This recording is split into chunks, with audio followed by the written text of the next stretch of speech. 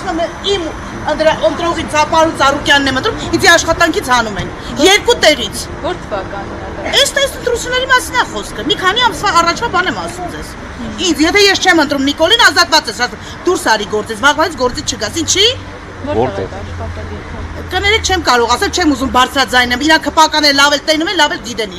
իրանց աշխատողներին լրացնել ուղղորդում են, որ տենց պետք է լինի։ Իսկ այսօր ես առանց գործ եմ։ Խի։ Նիկոլ, դե այդ պահի տունս, կարաս պահես թոշակառուիս։ Հաշվանդակ թոշակառուն է, որ մերս չի քայլում։ Արի պահի տերամ կարաս պահես։ Սենց ինչքան կարամ ես մնամ, 50,000-ով թոշակառուի հաշվին, ես երիտասարդ աղջիկ զինվորի մայր թոշակառու եմ պահում, 50,000-ով ես կարող եմ պահեմ,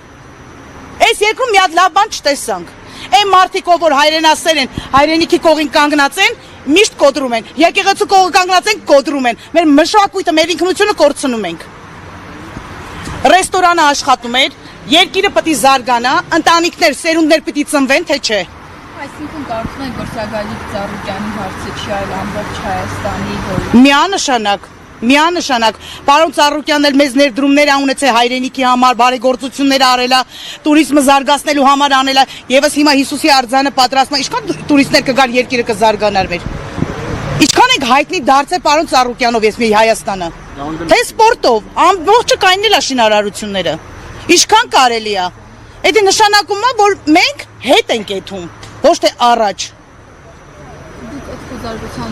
Չէ, ես աշխատանքի չեմ եղել, այդ օրը որտեղ մեր ռեստորանային համակարգը հարսանյական սրահա ինքը, այդ օրը հարսանիք մենք չենք ունեցել, մենք աշխատանքի չենք եղել։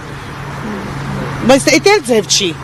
Աշխատողներ եղել են, չէ՞, մյուս աշխատակիցները։ Ես սպասարկող խմբից եմ։ Բայց դա կապ չունի, ես աշխատանքի չեղել, մյուսն է եղել։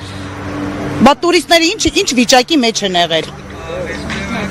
Խնդրեմ։